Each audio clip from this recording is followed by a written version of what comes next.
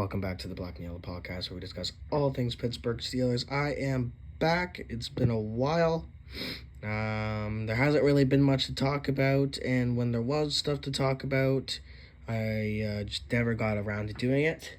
But I am back. The season starts in a week, just over a week.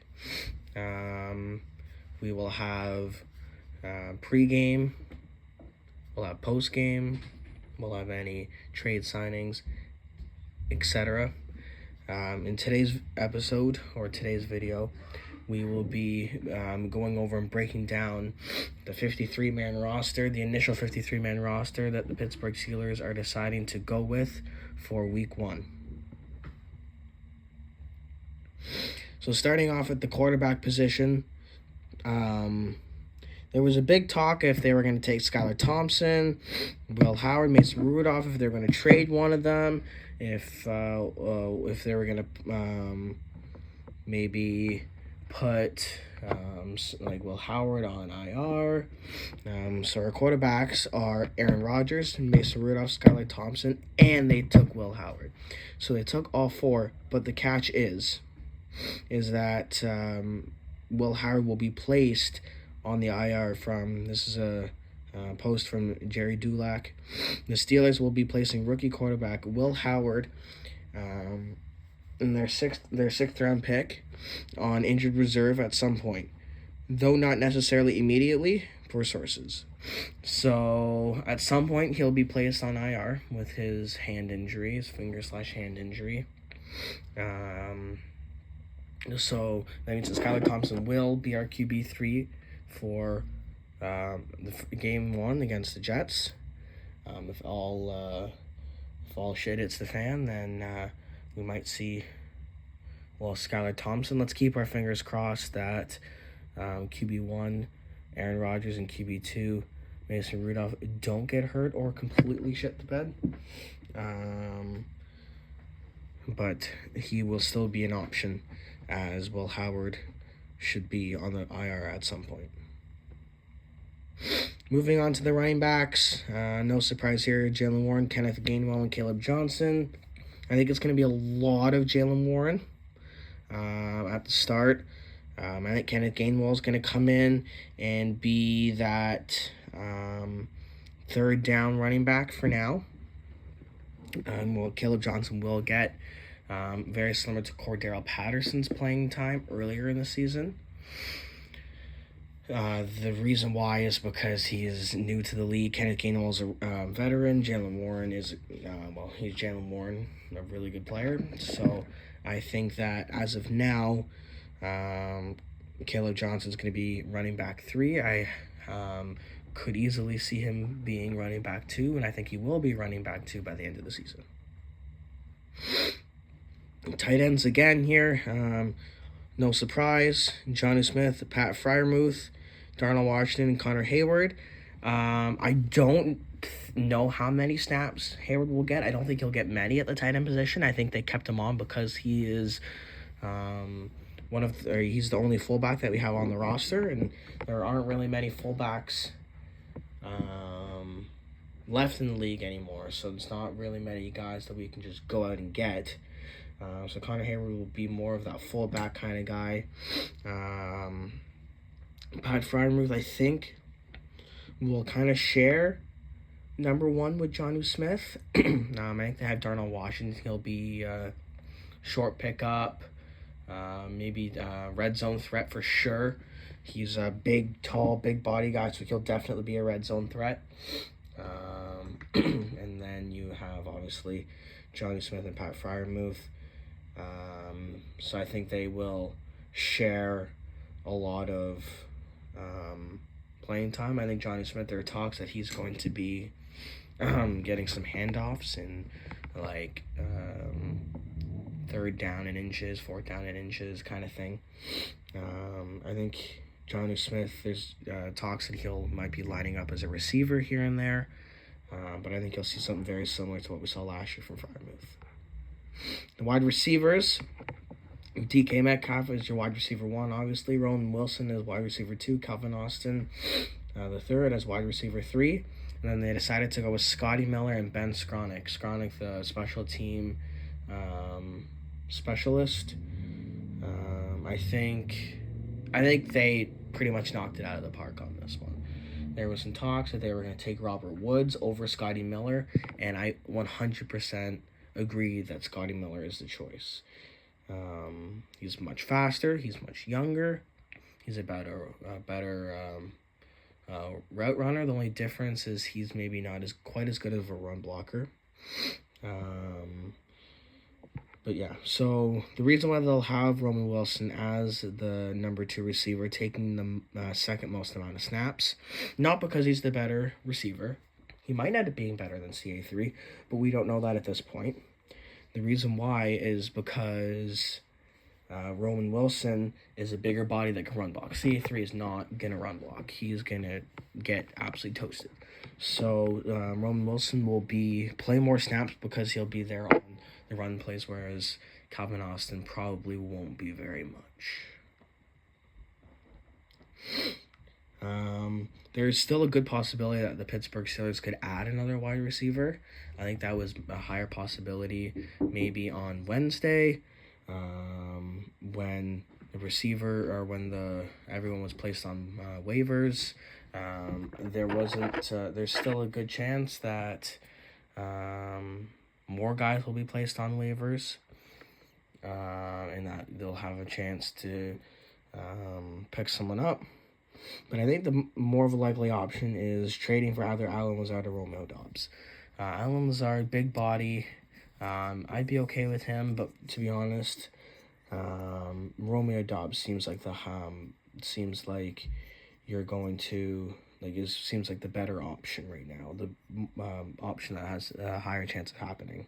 Now, saying that, Andrew Filippini reported, great Steelers insider, Faribault FB, don't know who that is, says that the Steelers, that the likeliest Steelers wide receiver trade option is still Allen Lazard. Lazard and Rodgers were teammates in Green Bay for 5 years. I think that Romeo Doubs is the better option, but it wouldn't surprise me if they still go with Lazard.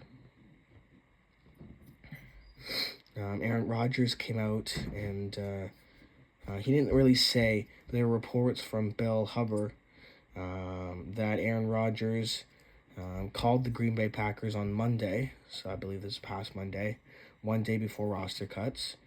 Interestingly, he asked about the status of receiver Romeo Doubs. So I think that's pretty much saying that Aaron Rodgers wants Romeo Doubs, over Allen Lazard, and that's a big reason why I think that if they're going to trade for someone, it is going to be Doubs. Other trade targets, it's looking unlikely that Tyreek Hill, Juwan Jennings, and Jacoby Myers will be traded. But still it's still very well possible. Adam Thielen is still another guy that they could go and get. He was a guy that they were looking at the trade deadline last year, offseason last year, earlier when they were looking for wide receivers around DK. And then there's also Alec Pierce. Free agent options: Gabe Davis, who was just signed, so he's no longer on the table. Odell Beckham Jr., Nelson Aguilar, and DJ Chark, I think. I'm pretty sure that's how you pronounce it. Those guys are old, slow. I would rather not take one of them, because I think it would be a waste of a roster spot. A couple waiver wire targets. Marcus Valdes-Scantling was picked up and signed by by the 49ers earlier this week. But there's still A.T. Perry, Trey Palmer, Will Shepard, and Malachi Corley. Corley and Shepard are unlikely. A.T. Perry is still probably fairly unlikely. Trey Palmer has not been placed on waivers as far as I know.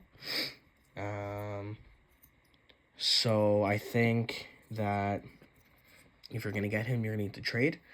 It could be worth something similar to Romeo Doubs, so maybe a 5th or 6th round pick. All right, moving to the starting offensive line. We'll have Broderick Jones on the left tackle, Isaac Seumalo left guard, Zach Frazier starting at center, right guard Mason McCormick, and right tackle Choi Fautanu. Fautanu got hurt, I believe, week 1 last year. I want to say it was week 1 last year, so hopefully he can bounce back and continue his uphill climb, continue showing what he's been showing throughout training camp and the preseason. O-line depth, they decided to keep Andrus Peat, Spencer Anderson, Ryan McCollum, and then Calvin Anderson did not go on the IR, so he'll be good to go for week 1. For the defensive tackles, they decided to take 8, which is a lot. They took Cameron Hayward, Keanu Benton, Wyatt Black, Daniel Ekwale, Isaiah Loudermilk, Logan Lee, and Azizi Adumawu.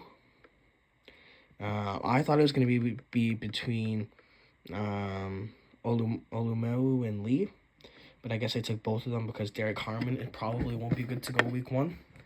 He'll probably miss 1 to 2 weeks of the season, so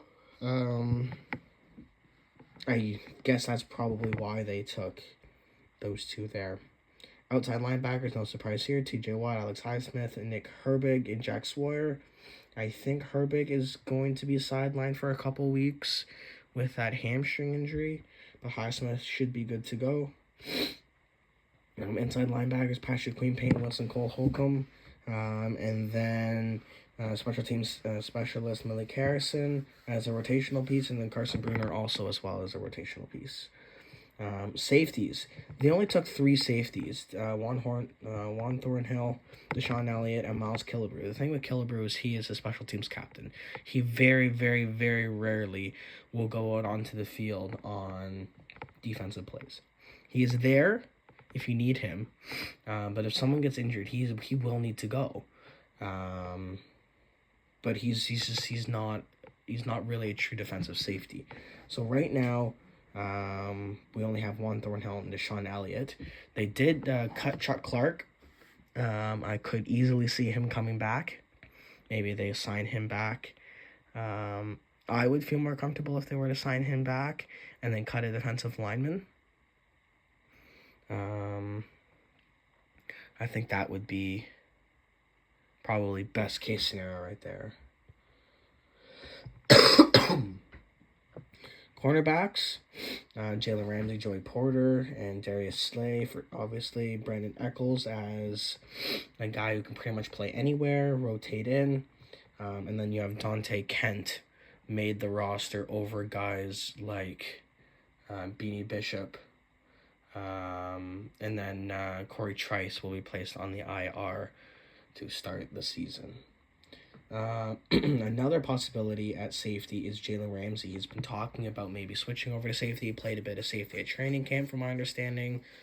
He's going to be starting at slot corner with Slay and Porter on the outside, but there is a decent chance that Jalen Ramsey will end up switching over to safety if someone gets hurt or isn't performing.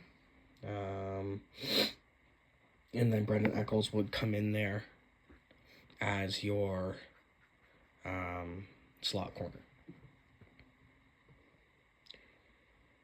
As for special teams, Chris Boswell is the kicker, obviously.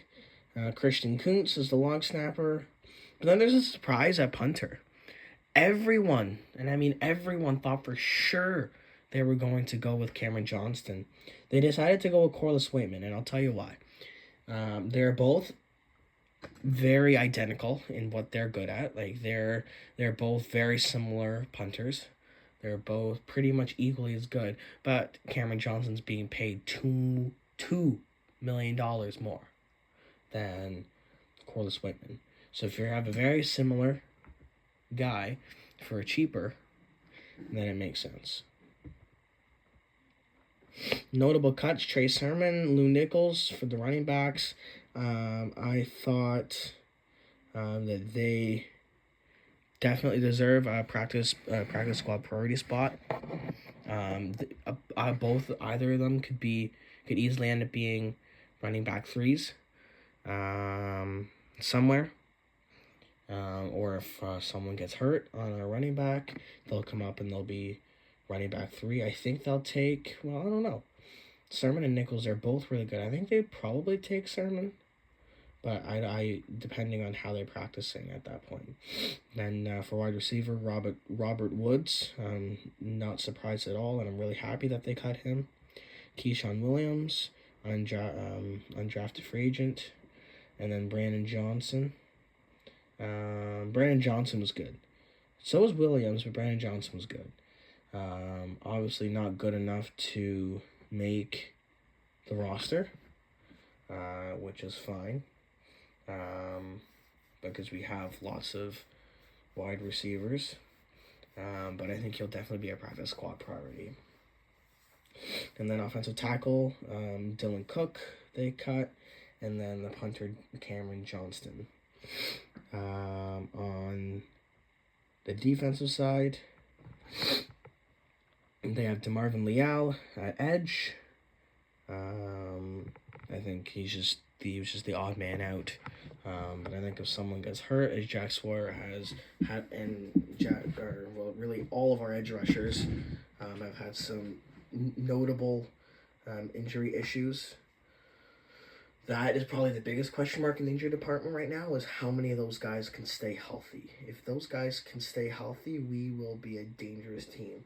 But without those guys, there isn't much to our pass rush. Like, we do have Keanu Benton, Derek Harmon now, and then Cameron Hayward.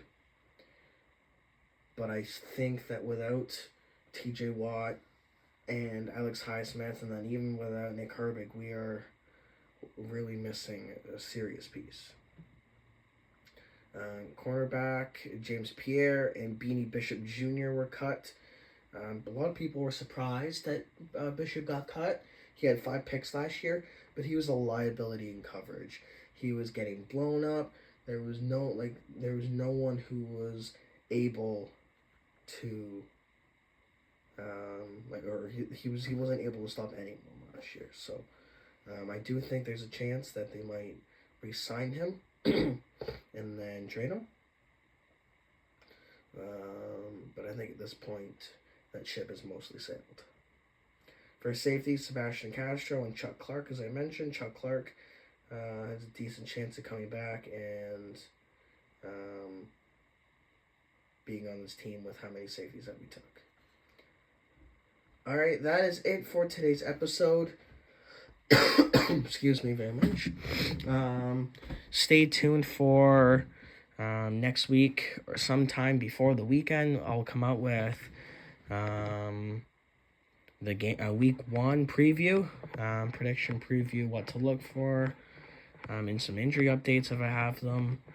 And then if anything else happens between now and then, I'll get to it next week. Any pickups, trades, whatever else. Before I go, there's one person has signed up for the giveaway, so I didn't do it. There was no one signed up for it, so people who are getting mad at me for not doing it, maybe you should sign up for it. On second thought, no, not on second thought, doesn't make sense. Anyway, that is all for today. Oh, yes, the Micah Parsons trade. I don't know if anyone's seen that, but wow. It was a big trade. Terry McLaurin was also signed. Troy Hendrickson was signed. So a lot has happened, but been pretty flat over here in Steelers Nation. All right, adios, amigos. Peace.